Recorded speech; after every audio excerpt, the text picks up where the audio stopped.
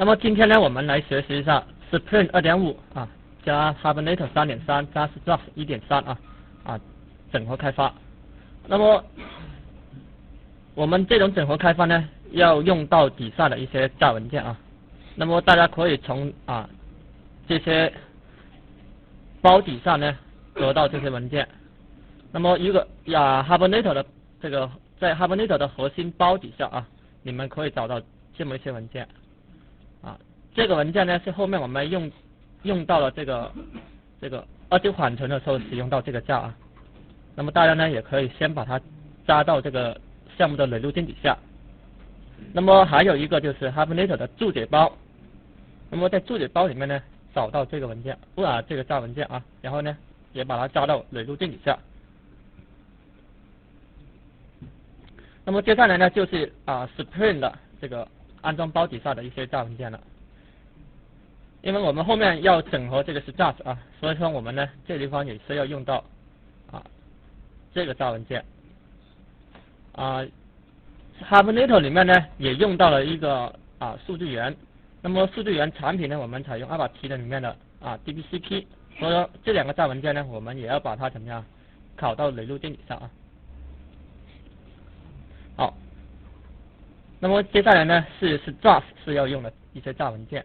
那么我们可以到 Struts 的官方网站呢下载这个 Struts 1.3.8只有这个jar文件的这个压缩包。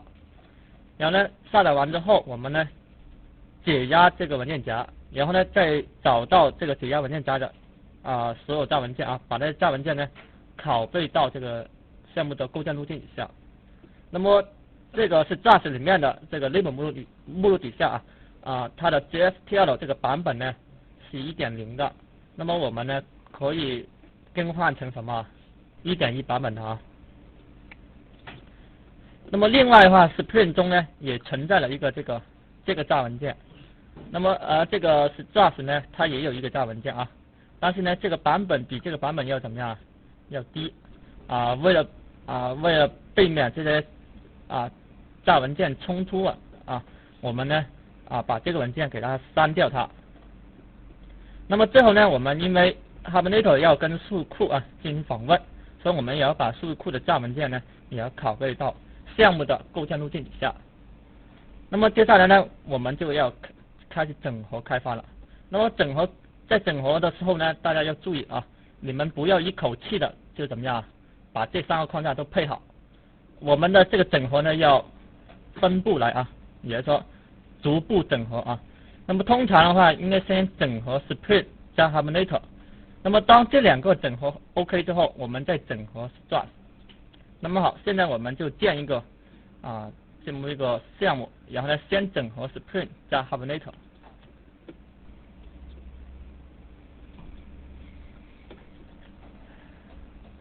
这个项目呢它属于什么 Web 项目所以我们呢建一个Web 类型的项目。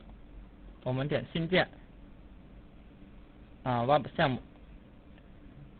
那么这个整合呢属于 SSH 对不对好，我们呢这个 J2EE 规范的级别呢我们选择 J2EE 1.4 OK 了也就是说使用的是 Servlet 2.4 规范这里面呢你也可以把这个 JSTL 1.1 的拷过去也可以因为在我的jar文件里面呢已经含有这个文件了，所以我们呢也不需要把它放进去。因为在我这个jar文件里面我已经把这2个文件呢更换掉了所以我直接拷过去就可以了。好，我们呢点完成。那么这里面呢大家注意它默认的这个编译级别是什么 1.4， 而我当前的呢是什么 5.0等会呢我们建完之后我们要把这个项目把它编译级别设成 5.0 的。好，我们点这个地方另外把这个把这个编码呢我们改成 UTF-8然后呢我们再把这个编译级别这个是 1.4， 我们用到这个5.0 里面的一些像泛型的这些技术所以我们的编译级别呢我们设成 5.0 的。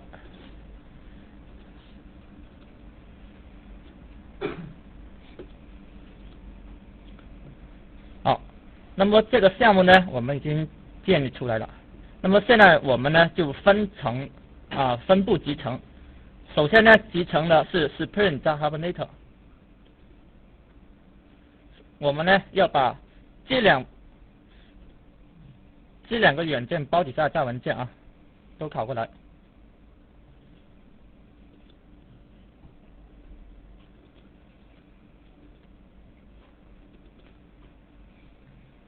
首先是 Spring。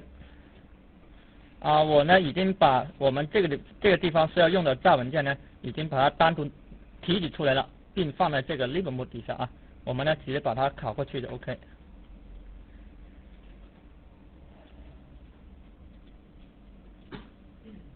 我们点粘贴，我们放在这个 lib mode 底下。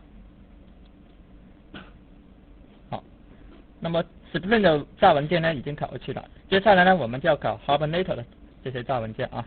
那么 Hibernate 的Java文件呢是这些我这边呢也已经把需要用的Java文件呢也单独把它拷出来了。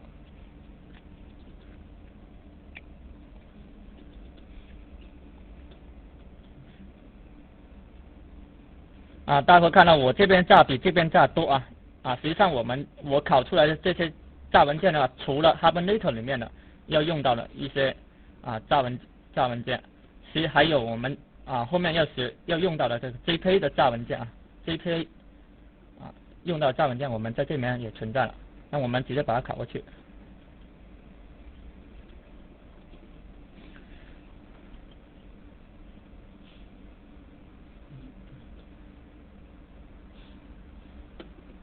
那么现在呢，我们就把 Spring 和 Hibernate 的Java文件呢都拷过去了。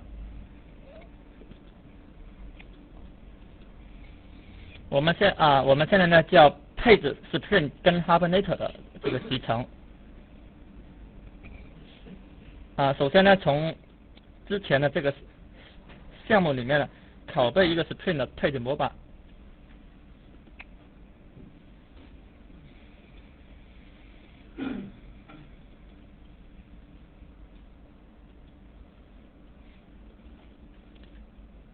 然后我们把这个配置模板呢，把一些没用的内容呢，把它清掉它。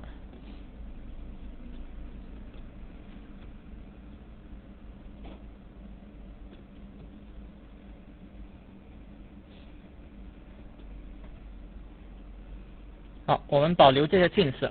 那么这里面呢，我们保留了这个数据源的配置。那么数据源采用的呢是DBCP。那么我们呢在整合 Spring 加跟 Hibernate 的时候呢，我们是要把这个 Session Factory 交给 Spring 管理。那么大家可以看到，我们是要使用到Spring 的这个类。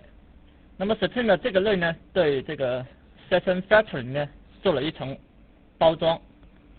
那么它包装的目的呢，是用于管理Session Factory 底下的什么 Session 也就是说，通过这个类对由这个对象创建的 Session 呢进行管理。那么管理就是怎么样？好比说开事务提交事务对不对？都是由Spring 呢自动来做的。那么我们把这一段呢拷贝到 Spring 的这个配置文件里面去。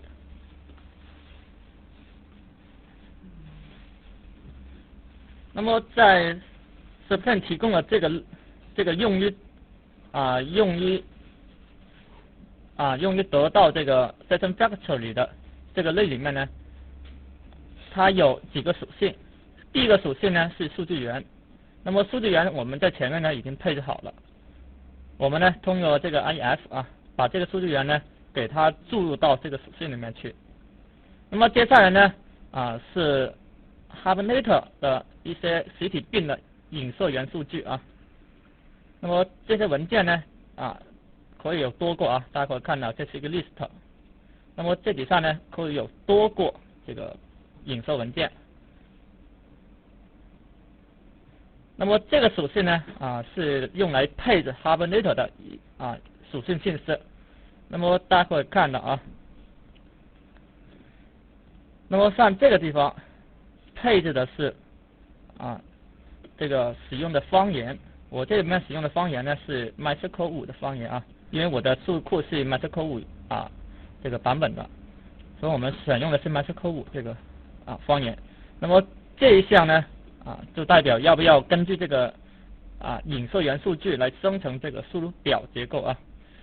好，那么后面这两项呢就用于是否打印Hibernate 执行的 SQL， 然后是否需要对它进行格式化。那么这两项呢，主要是在我们这个测试阶段比较有用。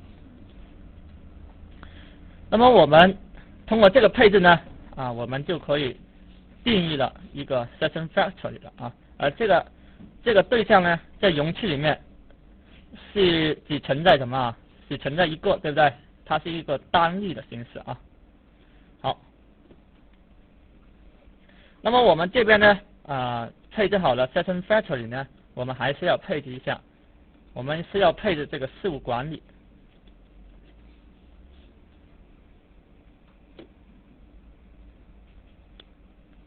那么这时候我们使用的事务管理器呢是 Spring 给我们提供了针对 Hibernate 的一个事务管理器。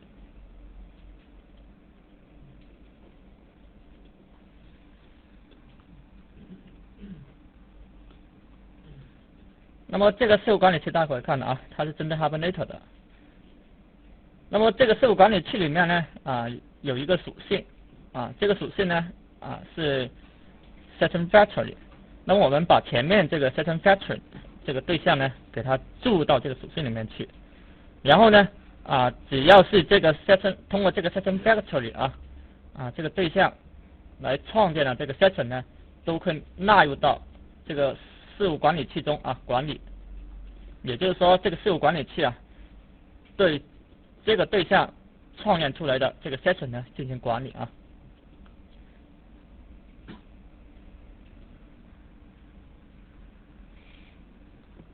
那么接下来呢，我们就要配置这个事务采用的这个声明方式了。那么我们这个事务的声明方式呢有两种，一种呢是基于XML 这种方式，一种呢是基于注解的方式。那么在这里呢我呢使用的是注解的方式来定这个事务声明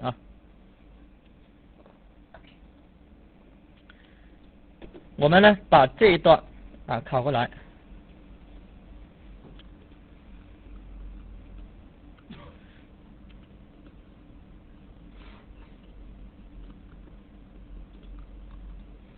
那么这一段呢，我们就打开了这个 transaction 的这个注解的这个支持了。那么以后我们采用这个 transaction 的这个注解呢就可以配这个事务。那么这里面呢用到了一个事务管理器。那么这个事务管理器呢，就是我们前面所配置的这个事务管理器。好，那么我们这个配置呢已经配置好了那么因为我们这边呢要定义这个Hibernate 里面实体并的这个影射文件目前呢在我们的项目中并没有这个实体并。那么所以现在呢我们建一个实体并。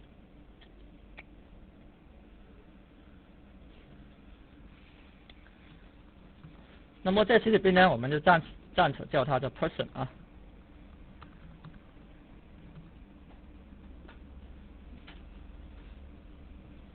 好，那么这个实体并呢里面有两个属性。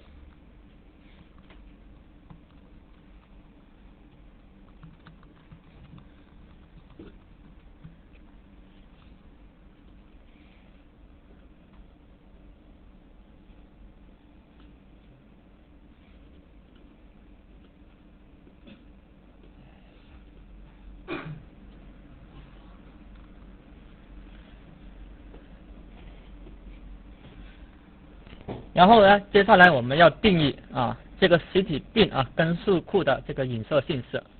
那么这个影射姓氏呢我们通过呢一个 XML 进行配置。那么我们首先呢拷贝这个配置模板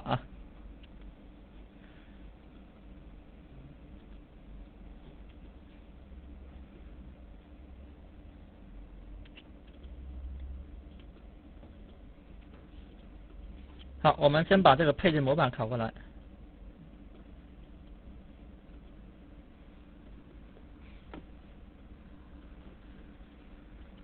我们点新建 XAML 文件 person 点1，